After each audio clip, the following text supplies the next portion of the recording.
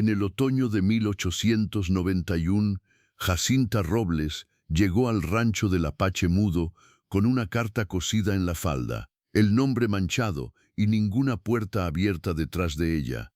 Decían que ninguna mujer resistía una semana en aquella casa. Lo que Jacinta no sabía era que, antes del amanecer, el pasado ya la habría encontrado otra vez. Era el otoño de 1891, cuando Jacinta Robles bajó de la carreta con una maleta de cuero gastado, un abrigo demasiado fino para el viento del norte y una humillación todavía ardiéndole en el pecho. El rancho quedaba lejos de todo, más allá del último molino, más allá del camino donde las ruedas dejaban marca, más allá incluso de las casas dispersas del Valle de San Jerónimo. Allí, donde la tierra se volvía más seca y el silencio parecía tener dueño, la esperaba el hombre del que todos hablaban en voz baja. No lo había visto aún, pero ya conocía su fama. Decían que era apache.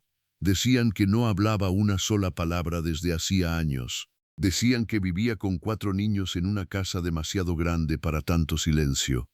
Y decían también que ninguna mujer decente duraba más de una semana en aquel lugar. Jacinta apretó la manija de la maleta con dedos entumecidos. No había llegado hasta allí por valentía. Había llegado porque el mundo le había cerrado las puertas una por una, y aquella era la última que seguía entreabierta. 3 semanas antes, todavía era la maestra de la escuela rural de Santa Aurelia. Su escritorio olía a tiza, a cuadernos viejos y a tinta fresca. Había niños que la esperaban cada mañana con las manos manchadas de tierra y los ojos llenos de preguntas.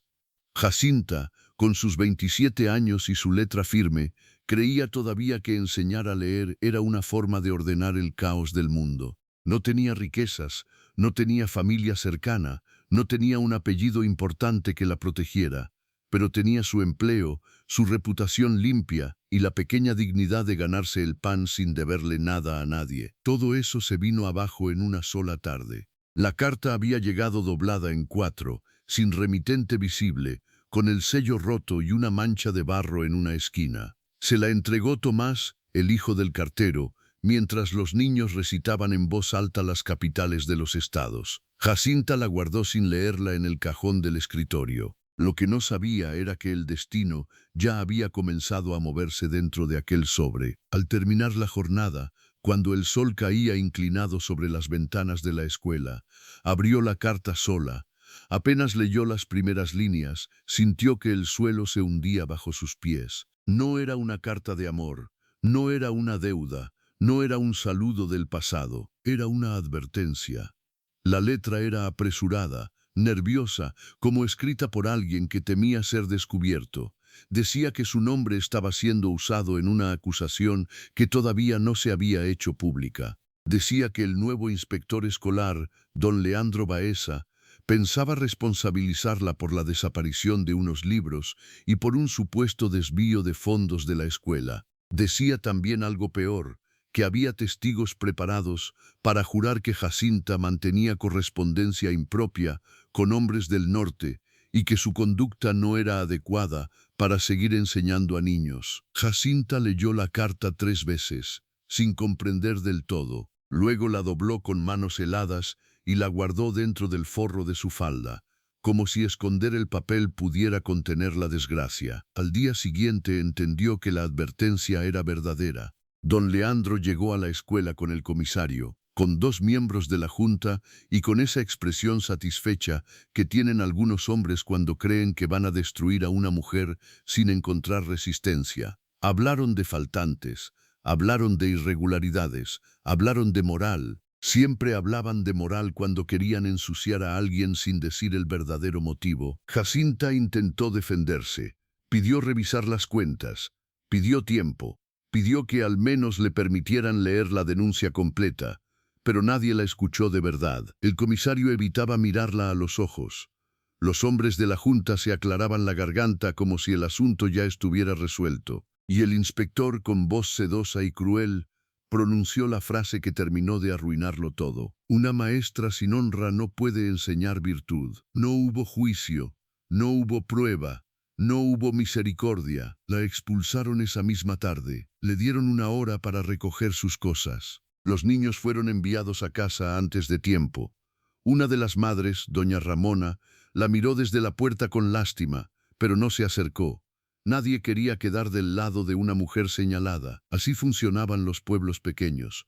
Primero observaban, después murmuraban, y por último se apartaban, como si la desgracia pudiera contagiarse por cercanía. Jacinta salió de Santa Aurelia con una maleta, 14 pesos ahorrados y la carta escondida cosida en el dobladillo interior de su falda azul. No la quemó, no la rompió. No se deshizo de ella porque algo en su interior, más fuerte que el miedo, le dijo que aquel papel todavía guardaba una verdad que no había terminado de revelarse. Durante 8 días buscó trabajo en otros pueblos del valle. En todos recibió la misma respuesta cortés y cerrada. Ya tenían maestra, ya no necesitaban ayuda. Lo lamentaban mucho. En 2 lugares ni siquiera le abrieron la puerta del despacho parroquial. La noticia había viajado más rápido que ella. Fue entonces cuando apareció la propuesta. Se la llevó una viuda llamada Clara Montalvo, dueña de una fonda junto al cruce del Camino Real. Jacinta la conocía apenas de vista. La mujer la hizo pasar a la cocina, le sirvió café recalentado y habló en voz baja, como si también las paredes pudieran delatarla. «Hay un rancho al norte, pasando las lomas secas», dijo. «Vive un hombre apace con 4 criaturas. Necesita quien les enseñe a leer y escribir antes del invierno. Paga puntual, no pregunta demasiado. Y sobre todo, no le importa lo que diga la gente». Jacinta tardó en responder. «¿Y por qué nadie quiere ir?» Clara bajó la mirada hacia la taza. «Porque le temen a él, y porque los niños no son fáciles. La mujer anterior se marchó en 5 días. ¿Él es violento?». Clara negó despacio. «No, eso dicen algunos, pero yo no lo creo. Lo que sé es otra cosa. No habla, nunca, desde que perdió a su mujer. Y hay quienes no soportan el silencio cuando es tan grande». Aquella noche, acostada en el cuarto barato de la fonda, Jacinta pensó en su futuro con una lucidez dolorosa. No tenía casa a la cual volver. Su madre había muerto 6 inviernos atrás, y su único hermano trabajaba en las minas de Chihuahua, sin escribir desde hacía casi un año. No tenía prometido, ni padrino, ni apellido capaz de limpiar rumores. Solo tenía su oficio. Y si el mundo le negaba incluso eso, entonces debía aferrarse a la única oportunidad que quedaba. Aceptó al amanecer. 2 días después, una carreta la dejó frente al portón de madera del rancho de El Mezquital. El lugar no se parecía a lo que había imaginado. No era una choza perdida ni un campamento improvisado. Era un rancho amplio, austero, levantado con trabajo paciente. Había un corral firme, un pozo con brocal de piedra, una casa principal de adobe oscuro y madera, y más allá un cobertizo largo donde colgaban monturas, lazos y herramientas ordenadas con una precisión casi severa. Todo estaba limpio, todo estaba en su sitio, pero había algo en el aire que imponía respeto, una quietud extraña, como si aquel lugar hubiera aprendido a vivir sin pedir nada al mundo. Entonces los vio. Los 4 niños observaban desde el corredor. La mayor era una niña de unos 11 años, delgada, con 2 trenzas negras y una expresión demasiado seria para su edad. A su lado había un varón de unos 9, moreno, de ceño fruncido, con los brazos cruzados en actitud de defensa.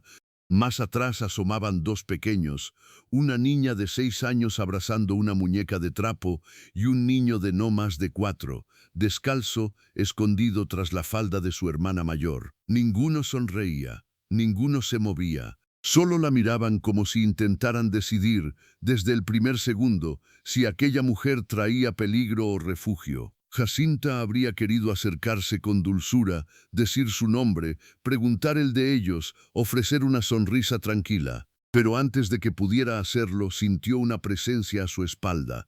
No fue un ruido, fue algo más hondo, una certeza. Se volvió despacio. El hombre estaba a pocos pasos, junto al poste del cercado, como si hubiera estado allí desde hacía rato observando sin interrumpir. Era alto, más de lo que Jacinta esperaba, de hombros anchos y cuerpo firme, con el cabello largo atado a la nuca por una tira de cuero oscuro. Llevaba camisa sencilla, mangas remangadas, pantalón de trabajo y botas cubiertas de polvo.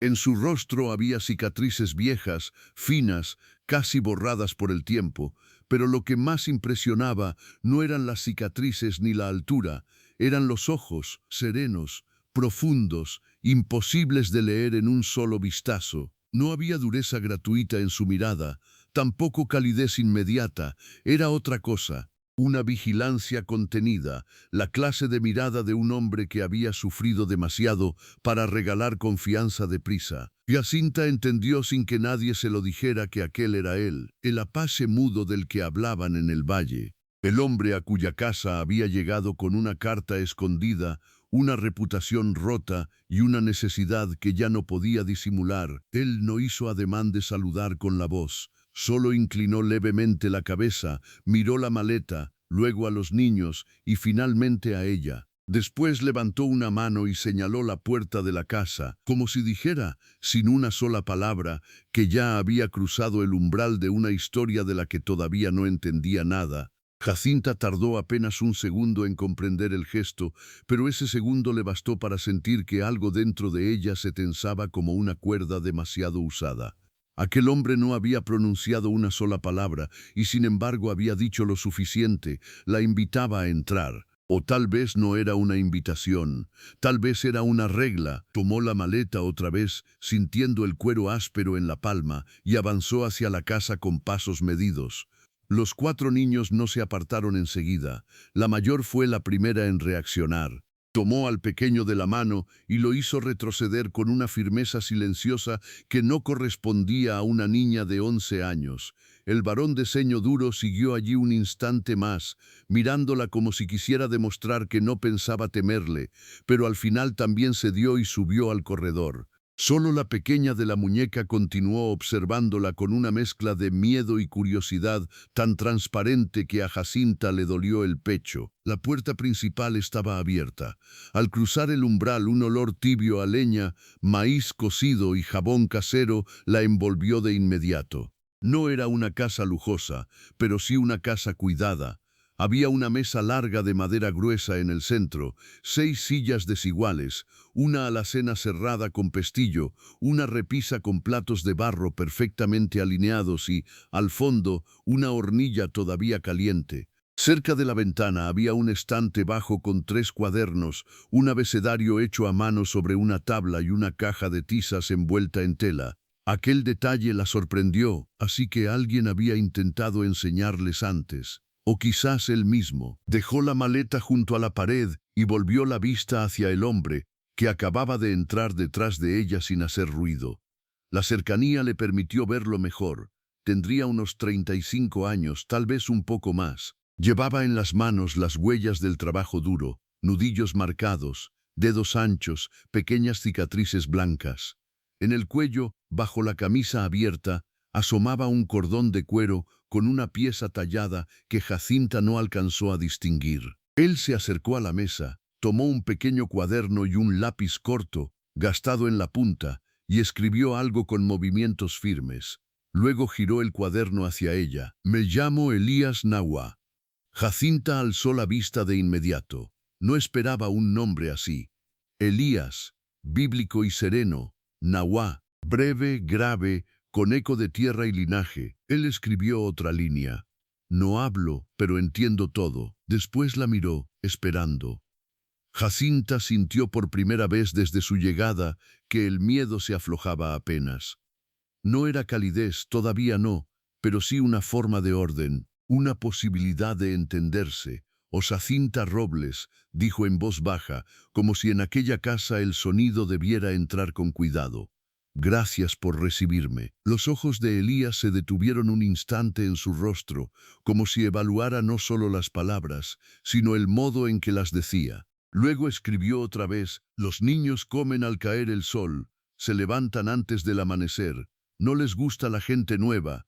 Jacinta casi habría sonreído de no sentir aún el peso de la extrañeza. «A muchos adultos tampoco», respondió sin pensar. No supo si había sido imprudente hasta que vio algo mínimo e inesperado en la boca de él. No era una sonrisa, apenas un movimiento fugaz, como si una parte enterrada de su expresión hubiera recordado de pronto cómo era ablandarse. Entonces entraron los niños. La mayor avanzó primero. De cerca se veía aún más delgada. Tenía los hombros tensos, el mentón alto y una quietud vigilante que no era timidez, sino costumbre de proteger. El varón iba a su lado con una terquedad visible en la forma de pisar. Los dos pequeños quedaron más atrás. Elías escribió 4 nombres, uno debajo del otro: Amalia, Tomás, Inés, Matías. Luego señaló a cada uno. Jacinta inclinó apenas la cabeza. Mucho gusto. Nadie respondió. Amalia fue la primera en romper aquella inmovilidad.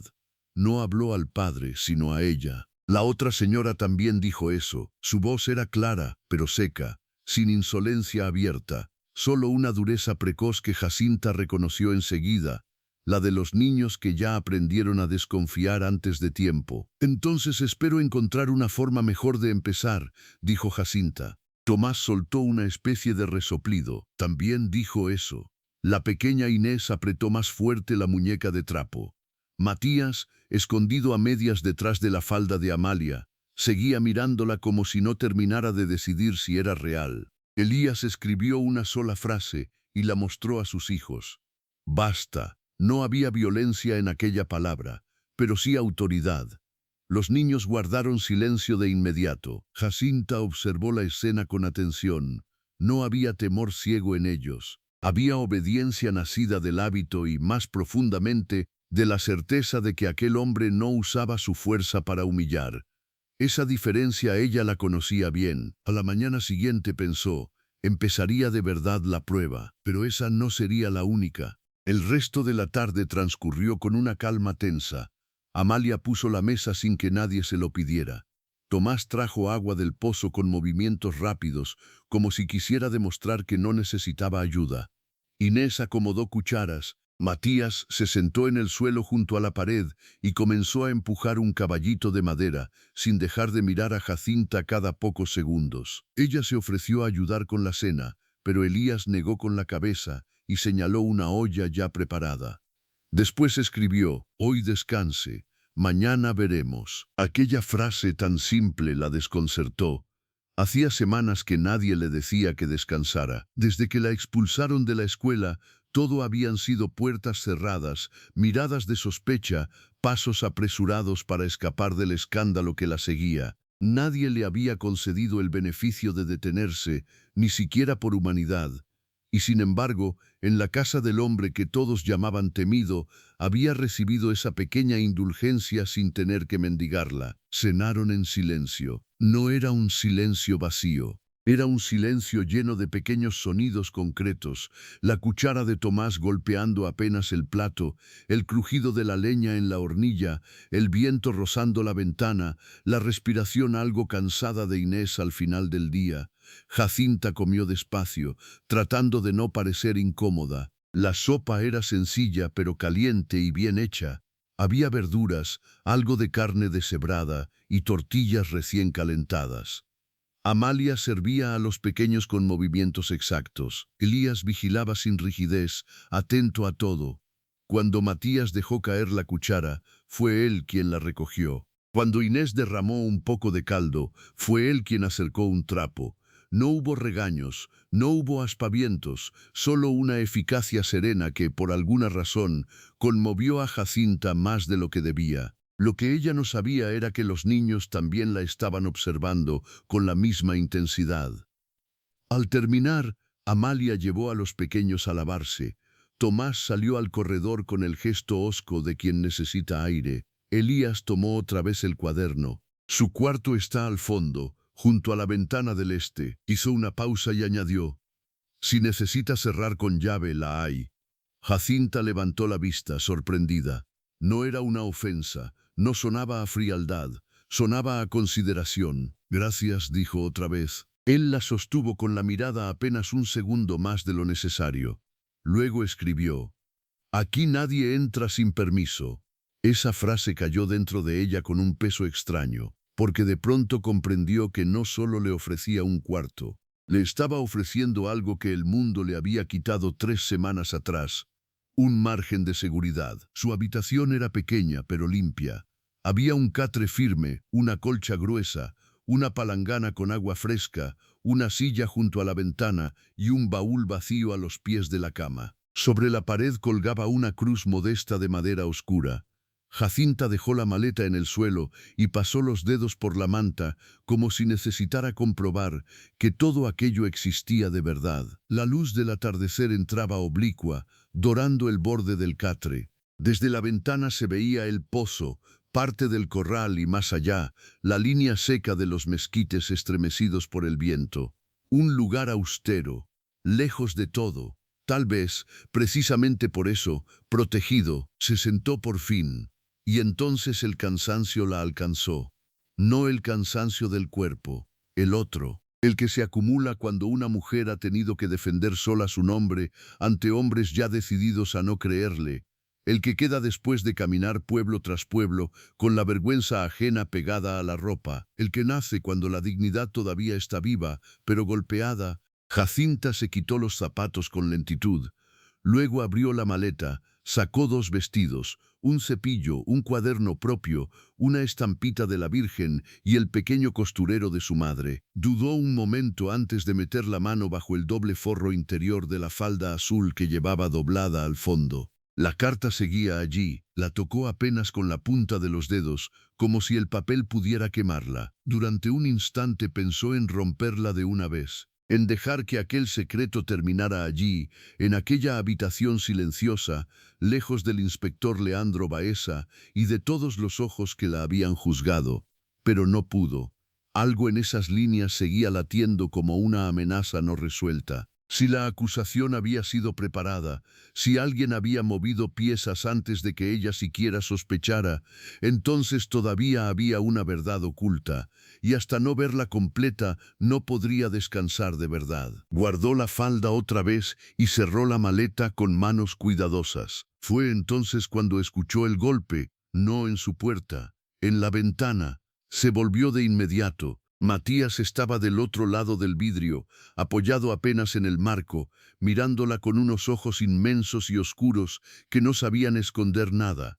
En una mano llevaba algo pequeño. El niño dudó un momento, como si no estuviera seguro de si debía seguir. Luego abrió con dificultad la hoja inferior de la ventana, metió el brazo y dejó el objeto sobre el alféizar. Era una manzana, pequeña, algo golpeada de un lado, pero limpia. Jacinta se quedó inmóvil. Matías no dijo una sola palabra, solo dejó la fruta allí, la miró una vez más y salió corriendo antes de que ella pudiera responder. Aquello fue tan simple, tan breve y tan profundamente humano, que Jacinta sintió un nudo en la garganta. No era bienvenida todavía, lo sabía. Los niños seguían a la defensiva. Amalia no confiaba. Tomás menos, Inés apenas se atrevía a mirarla de cerca, pero el más pequeño, sin entender del todo el peso de los adultos, acababa de tenderle un puente diminuto, y esa fue apenas la primera señal. Esa noche casi no durmió, no por miedo, no exactamente, sino porque cada vez que cerraba los ojos veía 2 imágenes que no lograban mezclarse del todo. El rostro satisfecho del inspector pronunciando que una maestra sin honra no podía enseñar virtud, y la mano callosa de Elías escribiendo con letra firme: «Aquí nadie entra sin permiso». A la mañana siguiente, algo pequeño confirmó que nada sería igual. Todavía no había amanecido del todo cuando Jacinta oyó voces contenidas en el patio. Se incorporó despacio, se echó el chal sobre los hombros y se acercó a la ventana. El cielo apenas empezaba a aclararse con un azul pálido y frío. Elías estaba junto al pozo, de espaldas a la casa. Frente a él, montado en un caballo oscuro, había un hombre del valle que Jacinta reconoció con una punzada en el estómago. Era Julián Soria, hermano del alguacil de Santa Aurelia, el mismo hombre que había estado presente el día de la denuncia contra ella. No alcanzaba a oír las palabras, pero no hizo falta. Julián llevaba un pliego doblado en la mano. Y cuando Elías lo tomó, abrió el papel, lo leyó con expresión cerrada y luego levantó lentamente la mirada hacia la ventana del cuarto donde ella estaba. Jacinta se apartó de la ventana como si la hubieran descubierto haciendo algo indebido, aunque en realidad solo había mirado. El corazón le golpeaba con una fuerza torpe, descompasada. No necesitaba ver el contenido de aquel pliego para saber que llevaba su nombre. Lo sintió en la nuca, en la garganta, en esa forma helada con que el miedo regresa cuando uno cree haber conseguido al menos una noche de tregua. Se obligó a respirar. Todavía estaba descalza. El suelo de adobe guardaba el frío de la madrugada. Se lavó la cara con el agua de la palangana, se peinó con dedos rápidos y se puso el vestido marrón más sencillo que tenía, el que menos llamaba la atención. Mientras ajustaba el cuello, pensó en salir de inmediato al patio, enfrentarlo todo antes de que la imaginación volviera más monstruoso lo que aún no conocía. Pero algo la detuvo, un instinto antiguo, la misma prudencia que había aprendido en los pasillos de la escuela cuando los hombres de la junta hablaban de ella como si no estuviera presente. A veces, presentarse demasiado pronto a una acusación era darle ventaja al acusador. Cuando salió de su cuarto, la casa estaba en ese punto exacto entre el sueño y la rutina. Amalia ya avivaba el fuego con una rama seca. Tomás se ataba las botas en el corredor. Inés seguía medio dormida, sentada en una silla con el cabello enredado sobre los hombros. Matías abrazaba su caballito de madera como si todavía necesitara defenderse del amanecer. Ninguno parecía saber nada, o tal vez solo estaban acostumbrados a que el mundo exterior trajera problemas que no se explicaban a los niños. Jacinta cruzó hasta la hornilla y saludó en voz baja. «Buenos días». Amalia levantó apenas la mirada. «Papá está afuera». No fue una advertencia, tampoco una invitación, solo un hecho. Tomás añadió, con la brusquedad de siempre. «Vino un hombre del valle». Jacinta asintió como si aquello no la sorprendiera, pero las manos le temblaban apenas al tomar la taza de barro que Amalia le acercó con café claro, todavía demasiado caliente. No habían pasado ni 2 minutos cuando la puerta se abrió. Elías entró primero. Detrás de él, ya sin sombrero y con la expresión incómoda del que preferiría estar en cualquier otra parte, apareció Julián Soria. La visión de ese rostro confirmó lo que Jacinta ya intuía. Él había estado en Santa Aurelia el día en que la expulsaron. No habló entonces, no la defendió, no la insultó tampoco. Fue una de esas presencias grises que sostienen una injusticia sin ensuciarse las manos de manera visible. Al verla, Julián carraspeó. «Señorita Robles». Los niños percibieron de inmediato que algo no estaba bien. Inés dejó de mover la cuchara. Matías se bajó de la silla y fue a colocarse junto al padre. Tomás frunció el ceño con abierta hostilidad. Solo Amalia mantuvo esa inmovilidad tensa de quien ha aprendido a escuchar antes de tomar partido. Elías escribió algo breve en el cuaderno y se lo mostró a Julián. El hombre leyó, asintió y luego se volvió hacia Jacinta. «Necesito hablar con usted, a solas, si es posible». Fue Tomás quien reaccionó primero. «¿Para qué?». La voz del niño salió más dura de lo que correspondía a sus 9 años. Julián vaciló. No estaba acostumbrado a dar explicaciones a criaturas, pero antes de que hablara, Elías apoyó una mano firme sobre el hombro de su hijo. No lo sujetó con brusquedad, solo lo contuvo.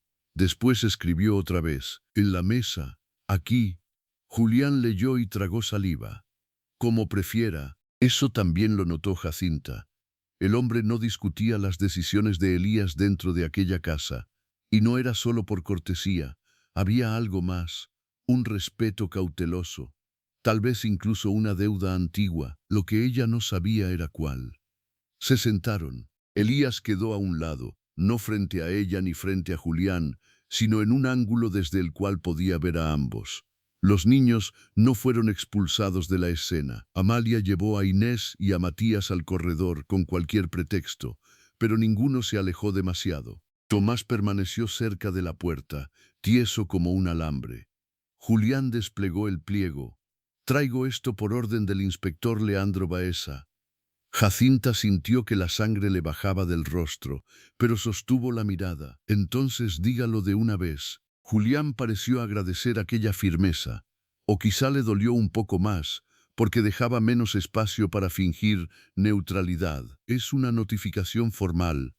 Se la requiere para presentarse en Santa Aurelia dentro de 6 días y responder por nuevas irregularidades halladas en la escuela. También se la acusa de haber abandonado el distrito sin autorización mientras seguía abierta la investigación.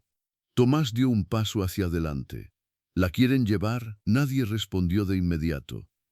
Jacinta extendió la mano. «Deme el papel». Julián dudó, pero se lo entregó. Ella leyó con rapidez, sintiendo cómo cada línea confirmaba el tamaño de la trampa. Había nuevas cifras, nuevos faltantes, nuevas frases cuidadosamente elegidas para convertirla no solo en sospechosa, sino en culpable anticipada. La palabra inmoral aparecía 2 veces, la palabra deshonesta, una, y al final, como una estocada particularmente sucia, se sugería que su huida del pueblo demostraba conciencia de culpa. Jacinta apretó el papel hasta arrugarlo apenas en una esquina. «Yo no huí». Julián bajó la mirada. «Lo sé». Aquellas 2 palabras alteraron el aire de la cocina. Jacinta alzó la vista lentamente. «¿Lo sabe?» «Sí». Elías también lo miró entonces, inmóvil, atento. Julián respiró hondo como un hombre que por fin entiende que ha llegado el momento de dejar de caminar por el borde. «Sé que no robó esos libros, sé que el dinero no desapareció por su mano, y sé que la acusación empezó antes de que faltara una sola moneda». Jacinta no se movió, ni siquiera parpadeó, solo lo observó con una intensidad nueva, peligrosa. «Explíquese». Julián pasó una mano por el bigote corto, incómodo. «Mi hermano, el alguacil, recibió semanas antes una instrucción del inspector. Le pidieron tener lista una orden por si usted se negaba a dejar la escuela. También le mostraron 2 declaraciones ya redactadas, una de don Severo, el tesorero, y otra de una mujer del pueblo, diciendo que la habían visto recibir cartas impropias». Jacinta sintió que el aire se volvía más denso. «¿Qué mujer?» «No lo sé, el nombre estaba cubierto, pero vi la firma del inspector y la del tesorero». Lo que ella no sabía era que en ese instante algo más profundo que la indignación comenzaba a levantarse dentro de Elías. No por el dinero ni por la escuela, por el patrón, por la forma conocida, vieja y miserable, en que el poder se organizaba para aplastar a una mujer sola.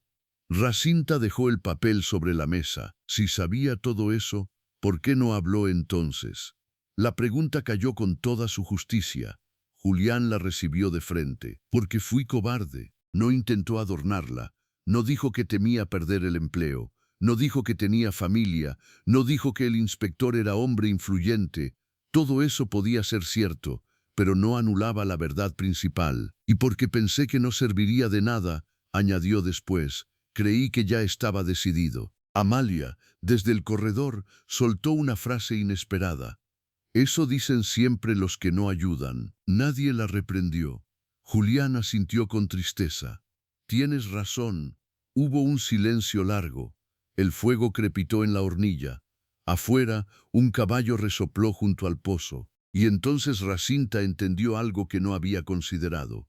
Si Julián estaba allí, llevando una notificación y al mismo tiempo confesando lo que sabía, era porque había llegado a un punto del que ya no podía retroceder. «¿Por qué vino de verdad?», preguntó ella. Julián levantó la cabeza. «Porque anoche oí una conversación que cambia las cosas. El inspector Baeza no quiere solo culparla, quiere que usted desaparezca del oficio para siempre. Y el tesorero le prometió una parte de las tierras de la vieja escuela cuando el distrito la venda. Todo esto empezó porque usted descubrió algo que no debía». Jacinta frunció el ceño. «Yo no descubrí nada». Jacinta morsada. «Sí, sin saberlo lo hizo». Julián metió la mano dentro del chaleco y sacó un pequeño libro de cuentas, del tamaño de una palma. Lo dejó sobre la mesa con una cautela casi reverente. «Esto es una copia parcial del registro del almacén escolar. Lo tomó mi hermano antes de entregarle el original al inspector. Allí figuran compras que nunca llegaron, tinta, cuadernos, mapas, bancos nuevos, todo pagado, nada recibido. Usted empezó a pedir explicaciones en agosto, ¿verdad? Jacinta recordó con precisión dolorosa. Sí, había preguntado por los mapas que jamás llegaron, por las cajas de tizas inexistentes, por el pupitre prometido para los más pequeños. Don Severo había respondido con evasivas, el inspector con sonrisas, y de pronto todo encajó. No era solo un castigo por moral, era una forma de apartarla antes de que siguiera mirando donde no convenía. Jacinta abrió el cuaderno. Las cifras estaban allí, fechas, firmas, desembolsos, compras fantasmas. Dios mío, lo dijo tan bajo que casi fue un pensamiento. Elías extendió la mano, no hacia el cuaderno, sino hacia el lápiz, escribió con rapidez y giró la hoja hacia Julián. ¿Quién más sabe? Julián leyó. Mi hermano, y ahora ustedes. Elías escribió otra frase. ¿Puede probarlo ante un juez? Julián tardó más en responder. Si me obligan, sí, pero me van a echar del puesto. Tal vez algo peor. Tomás habló desde la puerta, con esa crudeza limpia de los niños. Entonces hágalo igual. Jacinta cerró los ojos un instante, porque la frase del niño tan simple tocaba el centro mismo del asunto.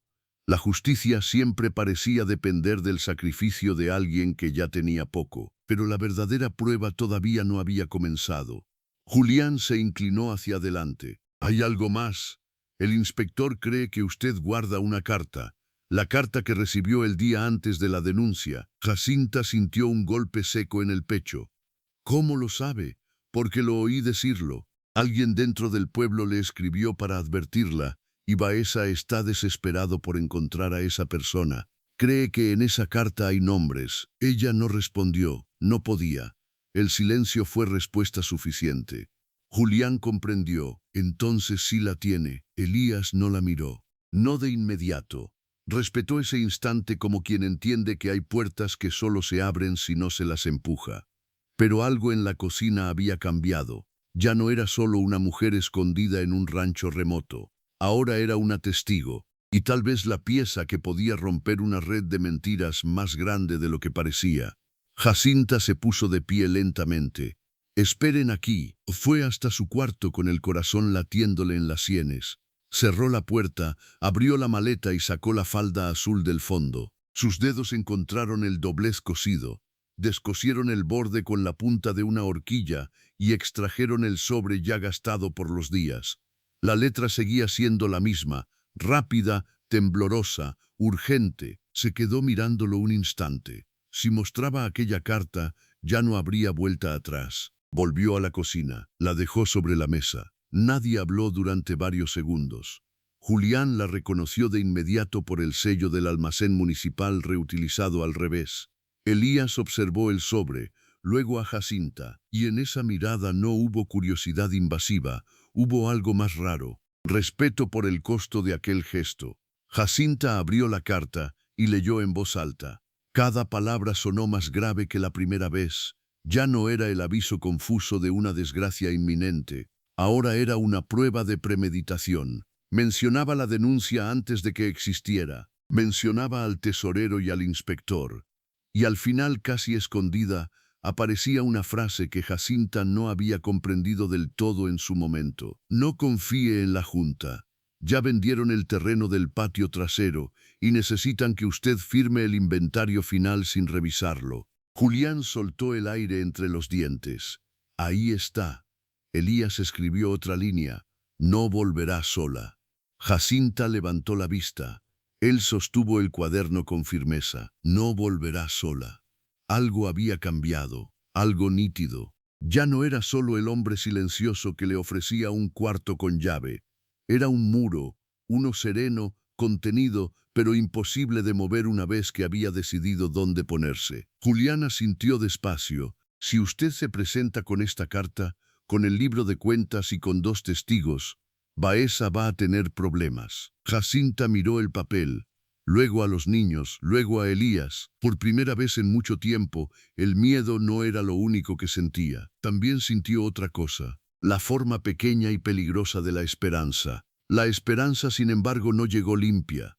Llegó mezclada con miedo, con vergüenza antigua, con la memoria todavía fresca de hombres sentados detrás de una mesa, decidiendo su destino sin escucharla de verdad.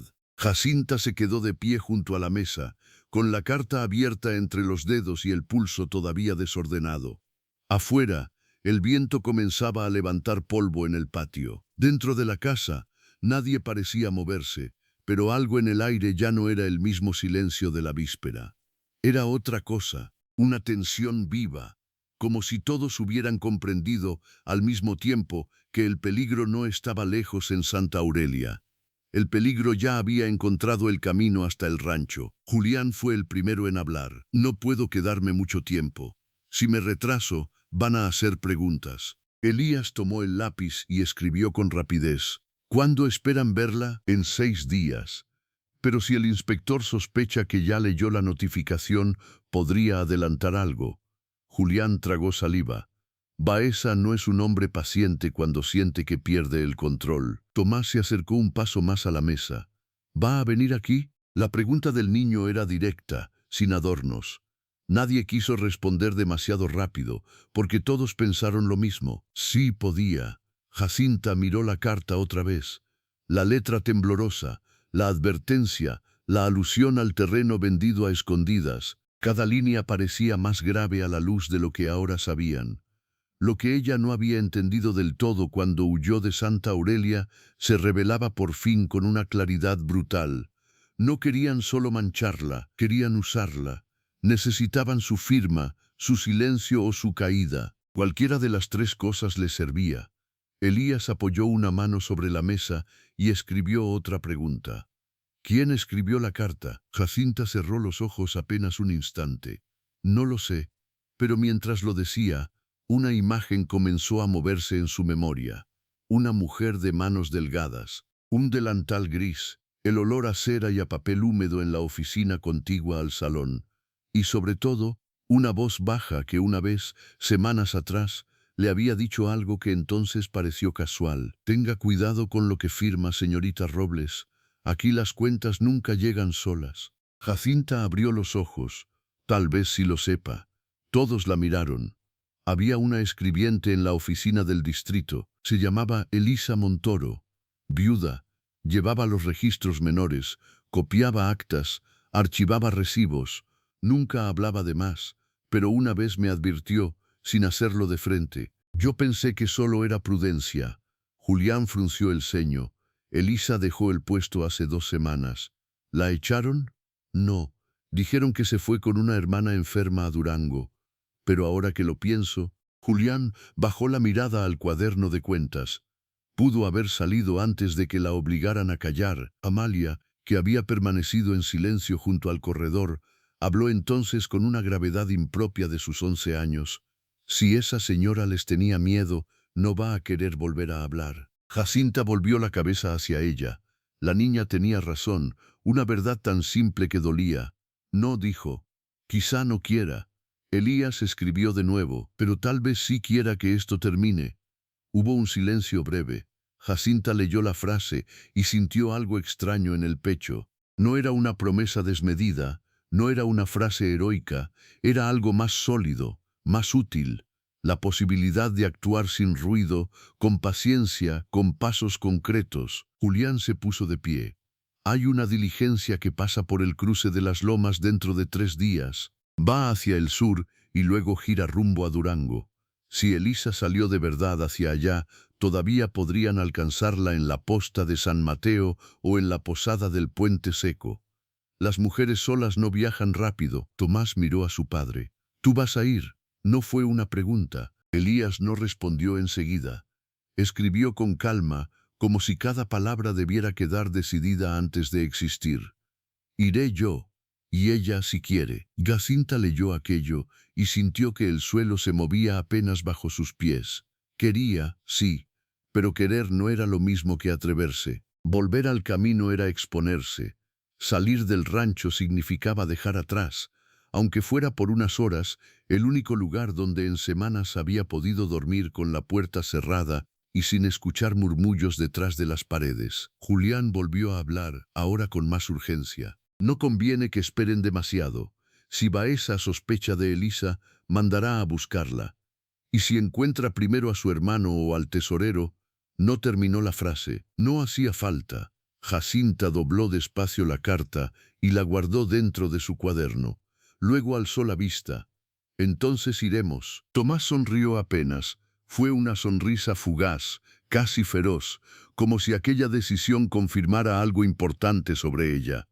Amalia no sonrió, pero su expresión se aflojó lo suficiente para mostrar otra cosa: respeto. La pequeña Inés seguía abrazada a la muñeca de trapo, sin entender del todo, aunque percibiendo que el día había cambiado de forma peligrosa.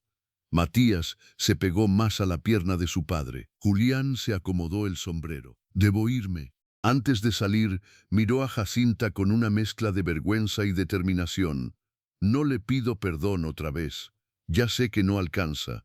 Pero cuando llegue el momento, hablaré». Elías escribió una última frase y se la mostró. «No venga solo la próxima vez». Julián asintió. «No lo haré». Cuando se marchó, el sonido de los cascos se alejó deprisa por el camino seco. Durante varios segundos, nadie en la casa dijo nada. El polvo que había levantado el caballo tardó en asentarse sobre el patio. Elías cerró la puerta sin brusquedad. Y fue entonces, solo entonces, cuando la tensión del momento pareció buscar salida en los cuerpos más pequeños. Inés empezó a llorar. No fue un llanto escandaloso. Fue peor. Uno contenido, como si hubiera intentado aguantar demasiado y ya no pudiera. La muñeca de trapo cayó al suelo. Amalia se inclinó enseguida hacia ella, pero fue Jacinta quien llegó primero por puro reflejo. Se agachó frente a la niña. «No pasa nada», susurró. Inés negó con la cabeza, con la respiración rota. «Sí pasa». Aquellas dos palabras dejaron a Jacinta inmóvil un instante, porque eran verdad. Sí pasaba, pasaban muchas cosas. Pasaba el miedo de una niña que ya había visto demasiado. Pasaba la amenaza del mundo entrando otra vez por la puerta. Pasaba la sospecha de que los adultos guardaban dolores que no sabían explicar. Jacinta tomó la muñeca del suelo, la limpió con la mano y se la devolvió. «Tienes razón, sí pasa, pero no estás sola». La niña la miró con ojos enrojecidos, como si intentara decidir si esa frase merecía ser creída. Luego, sin decir nada más, dio un paso hacia adelante y apoyó la frente contra su hombro. Fue un gesto mínimo, pero Amalia lo vio, y también lo vio Elías. Lo que Jacinta no supo en ese instante fue cuánto significaba aquello en una casa donde el afecto no se regalaba deprisa, donde cada acercamiento nacía de la prueba, del tiempo y de la constancia. El resto de la mañana se llenó de tareas, tal vez porque todos necesitaban moverse para no quedarse atrapados en el miedo. Elías salió a revisar el corral. Tomás lo siguió con la terquedad de quien quiere ser tratado como alguien útil. Amalia amasó tortillas con más fuerza de la necesaria. Inés se quedó cerca de Jacinta sin admitir que lo hacía. Matías, después de observarla durante largo rato, le llevó sin decir nada a un banquito pequeño para que se sentara junto a la hornilla. Jacinta aceptó el gesto con una suavidad que ya no era fingida. Al mediodía, mientras cortaba verduras, comprendió algo importante. No se trataba solo de encontrar a Elisa Montoro. Se trataba de algo más hondo. Si iba a enfrentarse a Baeza, ya no podía hacerlo como una mujer expulsada que suplica ser creída. Debía volver con pruebas, sí, pero también con una verdad interior distinta, sin temblar como tembló la última vez, sin ofrecer su dignidad como si fuera una cosa negociable. Por la tarde, Elías regresó del cobertizo con una vieja caja de madera. La dejó sobre la mesa y abrió la tapa. Dentro había papeles, recibos, sobres, 2 fotografías ajadas y un pequeño revólver envuelto en tela. Jacinta se tensó al verlo, pero él no lo tocó. Solo apartó el arma y buscó entre los documentos hasta encontrar un mapa arrugado de la región. Lo extendió, marcó con el dedo el rancho, luego el cruce de las lomas, la posta de San Mateo y finalmente la posada del Puente Seco. Después escribió: si Elisa viajó sola, descansó en alguno de estos 2 lugares. Jacinta se inclinó sobre el mapa. Sus hombros casi rozaron los de él. Elías olía a cuero seco, humo y aire abierto. Un olor sobrio, limpio, sin artificio. Le costó admitir cuánto la tranquilizaba esa presencia. No porque él hablara bonito, no porque prometiera cosas imposibles, precisamente por lo contrario, porque no prometía más de lo que estaba dispuesto a sostener. ¿Cuánto tardaríamos?, preguntó. Él escribió: si salimos antes del amanecer, llegamos a San Mateo al mediodía. Si no está allí, seguimos hasta Puente Seco antes de que anochezca. ¿Y los niños? Amalia respondió desde la hornilla, antes que su padre: yo puedo quedarme con ellos. Jacinta levantó la vista. No quiero que cargues sola con todo. La niña se encogió apenas de hombros. Ya lo he hecho antes. La frase cayó como una piedra silenciosa. Elías giró la cabeza hacia su hija. En sus ojos pasó algo breve, sombrío, no culpa exactamente, algo más doloroso, el reconocimiento de una verdad que conocía demasiado bien. Jacinta comprendió entonces que en aquella casa cada uno había aprendido a llenar ausencias sin hacer demasiado ruido sobre ellas. Él escribió otra línea: vendrá Najma. ¿Quién es Najma?, preguntó Jacinta. Amalia respondió esta vez con menos dureza: la hermana de mi madre. Vive al otro lado del arroyo. No viene mucho, pero cuando papá la llama, viene. Tomás añadió con una sinceridad brusca: no le gusta a nadie. Amalia lo fulminó con la mirada. A ti tampoco. Por primera vez desde que Jacinta llegó al rancho, la tensión se quebró un poco con algo parecido a la vida normal. Inés soltó una risa breve, casi culpable. Hasta Matías sonrió. Y en ese instante pequeño, doméstico y frágil, Jacinta sintió algo que no esperaba sentir tan pronto: el doloroso deseo de proteger aquella casa como si ya le importara más de lo prudente. Esa noche cenaron más juntos que el día anterior, no porque el miedo hubiera desaparecido, sino porque ahora compartían una decisión. El viaje, la búsqueda, la posibilidad de adelantarse al golpe antes de recibirlo. Después de acostar a los pequeños, Amalia salió al corredor con una manta sobre los hombros. Tomás fingió ir por agua, pero en realidad se quedó cerca de la puerta. Jacinta recogía los platos cuando notó que Elías la observaba desde el otro lado de la mesa. No había dureza en su mirada, tampoco esa distancia cerrada del primer día. Tomó el cuaderno y escribió despacio: no tiene que venir si no está lista. Jacinta dejó el plato sobre la mesa. Josí, tengo que ir. Josí, él escribió algo más. Josí, tengo que ir, no por obligación, por decisión. Ella leyó la frase y tardó un segundo en responder, porque nadie le había ofrecido esa diferencia en mucho tiempo. Entonces, por decisión, dijo al fin. Elías sostuvo su mirada. Luego escribió la última línea de la noche. Vaen, una sola palabra, breve, contenida, pero en ella había algo que Jacinta entendió sin dificultad. Confianza, no completa, no ciega, no fácil, va la primera. Y esa fue apenas la segunda señal de que algo estaba cambiando en aquella casa del norte, donde el silencio no era vacío, sino una forma extraña y profunda de cuidado. Antes del amanecer, el rancho ya estaba despierto. El cielo era apenas una franja gris detrás de los mezquites, cuando Najma llegó montada en una yegua mora, envuelta en un rebozo oscuro que le cubría casi todo el cabello. Tenía el mismo tipo de ojos que Amalia, aunque más duros, más cansados, como si hubieran aprendido a desconfiar antes incluso que el resto del valle. No saludó con palabras largas. Bajó del caballo, miró a Jacinta de arriba abajo, luego a Elías y finalmente a los niños. Si vuelven tarde, los acuesto yo, dijo con voz seca. Era la primera vez que Jacinta escuchaba otra voz adulta dentro de aquel círculo familiar, y le sorprendió lo mucho que el tono de la mujer se parecía al modo en que Elías escribía, sin adornos, sin espacio para la duda. Amalia pareció relajarse apenas cuando la tía le tocó el hombro. Tomás fingió no necesitar aquella presencia, pero no se apartó.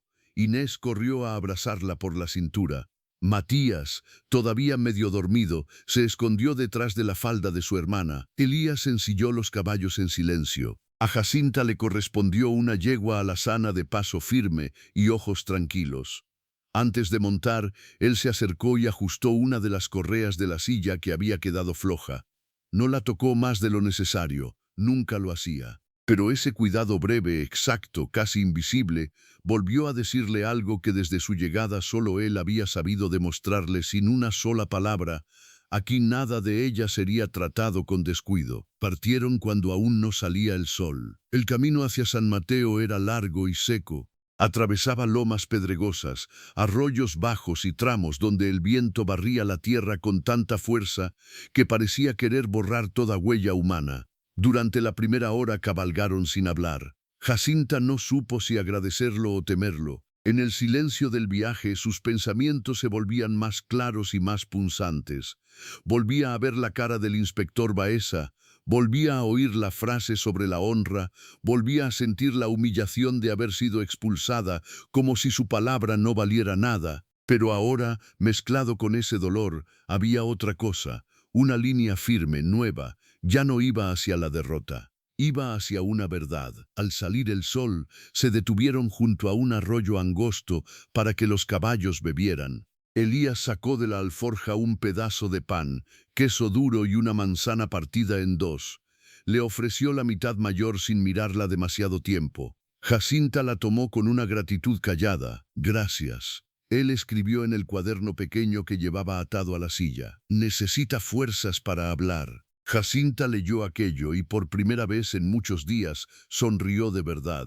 Fue una sonrisa corta, cansada, pero real. ¿Y usted para pelear sin hablar? Los ojos de Elías cambiaron apenas. Otra vez ese gesto casi imperceptible en la boca. No una sonrisa completa, pero sí algo más cercano que en cualquier momento anterior.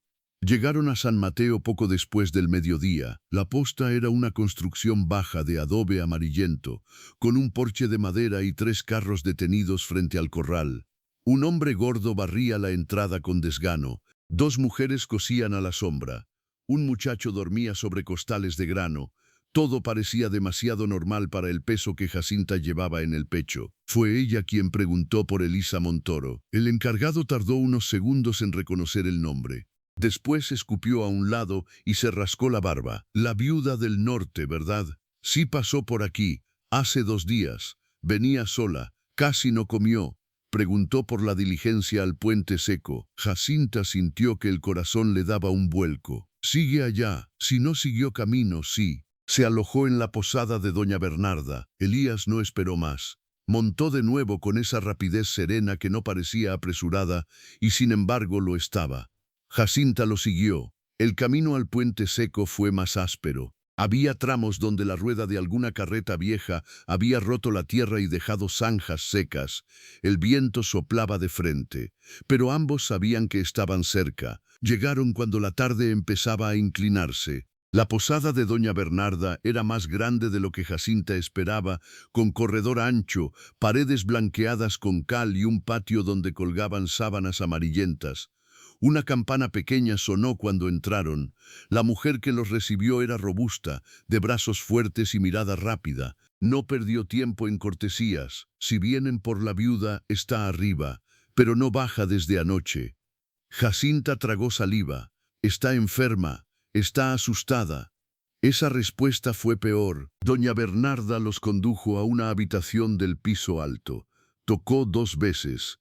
Nilsa. Hay una mujer que pregunta por ti. No hubo respuesta al principio. Luego, pasos leves. La puerta se abrió apenas el ancho de una mano. Un ojo oscuro, cansado, reconoció a Jacinta y se llenó de espanto. No, susurró Elisa, no debiste venir. Jacinta dio un paso al frente. Entonces sí fuiste tú. La mujer cerró los ojos como si la verdad misma le doliera. Entra, solo tú. Elías se quedó afuera, junto a la puerta, inmóvil. La habitación olía a encierro, cera vieja y miedo. Elisa Montoro estaba más delgada que en Santa Aurelia. Tenía ojeras profundas, el cabello mal recogido y las manos temblorosas. Sobre la mesa había un rosario, una taza de té frío y un bolso pequeño medio abierto. Te escribí porque pensé que al menos podrías huir antes de que te arruinaran del todo, dijo sin preámbulo. pero no pensé que vendrías a buscarme. No vine solo por eso. Vine porque necesito que hables. Elisa soltó una risa breve y amarga. Hablar. Qué fácil suena cuando una todavía no ha visto de cerca lo que hacen esos hombres. Jacinta la miró con firmeza. Yo sí lo vi. Lo vi cuando me echaron. Lo vi cuando me llamaron inmoral para ocultar sus robos. Lo vi cuando todos bajaron la cabeza para no ensuciarse. Ya no tengo nada que perder, Elisa. Pero tú todavía puedes impedir que le hagan lo mismo a otra. La mujer se volvió hacia la ventana. Afuera, el viento golpeaba las contraventanas con una insistencia seca. El terreno del patio ya estaba vendido desde julio, dijo al fin. El inspector y don Severo firmaron con un comerciante de Durango. Necesitaban cerrar el inventario antes de que terminara el año escolar. Pero tú empezaste a pedir cuentas, preguntaste por los mapas, por los pupitres, por la tinta, y Baeza se dio cuenta de que no ibas a firmar sin leer. Jacinta sintió que la rabia le subía como fiebre. ¿Y la acusación moral? Nilsa apretó los labios. Fue idea de él, dijo que una mujer sola se derrumba más rápido cuando le ensucian el nombre que cuando le roban el empleo. Don Severo aceptó, y la Junta también. Yo copié 2 versiones de la denuncia. Luego quemaron una. Nilsa, ¿tienes pruebas? Nilsa tardó en responder. Luego fue hasta el bolso, sacó una llave pequeña y abrió el doble fondo de un baúl viejo. De allí extrajo un paquete envuelto en tela. Me llevé esto antes de irme. Dentro había copias de recibos, una minuta de venta, 2 hojas con firmas y una libreta pequeña de anotaciones. El nombre del inspector aparecía una y otra vez, también el de don Severo, y al final, como una confirmación amarga, la referencia al inventario que Jacinta debía firmar. Las manos de Jacinta temblaron. Con esto basta. No, dijo Elisa, y sus ojos se llenaron de algo peor que miedo. Culpa. No basta si yo no hablo. Y si hablo, van a venir por mí. La puerta se abrió apenas entonces. Elías no entró del todo. Solo asomó el cuaderno. No vendrán sola. Elisa leyó la frase y luego lo miró por primera vez con atención. Tal vez fue la serenidad de aquel rostro, tal vez la firmeza callada con que estaba plantado junto a la puerta, o tal vez simplemente estaba cansada de huir. Sea como fuere, algo en ella cedió. Si voy, dijo con voz rota, quiero que todo termine ese mismo día. Jacinta asintió. Terminará. Regresaron al rancho ya entrada la noche. Najma los esperaba con una lámpara encendida en el corredor. Los niños dormían, salvo Amalia, que seguía sentada junto a la mesa con los brazos cruzados y los ojos abiertos de puro esfuerzo. Cuando vio entrar a su padre, se levantó de golpe. Luego miró a Jacinta, después a Elisa. No hizo preguntas, solo dijo: encontraron lo que fueron a buscar. No era una pregunta, era una certeza. A la mañana siguiente, antes incluso de que el sol tocara el pozo, partieron hacia Santa Aurelia. Esta vez no fueron 2, fueron 4. Jacinta, Elías, Elisa y Julián Soria, que los esperaba en el cruce con el rostro más pálido que de costumbre, pero con la decisión ya tomada. La audiencia se celebró en la sala del distrito, la misma donde Jacinta había sido humillada semanas atrás. Estaban el inspector Baeza, don Severo, 2 miembros de la Junta, el comisario y media docena de curiosos fingiendo que habían llegado por casualidad.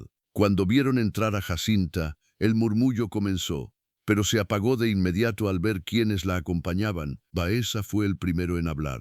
Señorita Robles, qué alivio que haya decidido presentarse al fin. Jacinta lo miró de frente. No vengo a defenderme.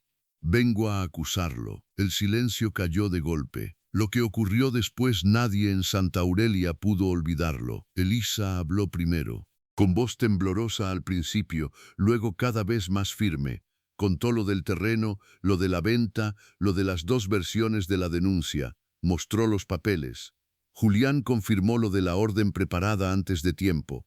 Elías no necesitó hablar. Bastó con su presencia quieta junto a Jacinta, como si todo el valle pudiera ver de una vez por todas que aquella mujer no estaba sola. Baeza intentó negar.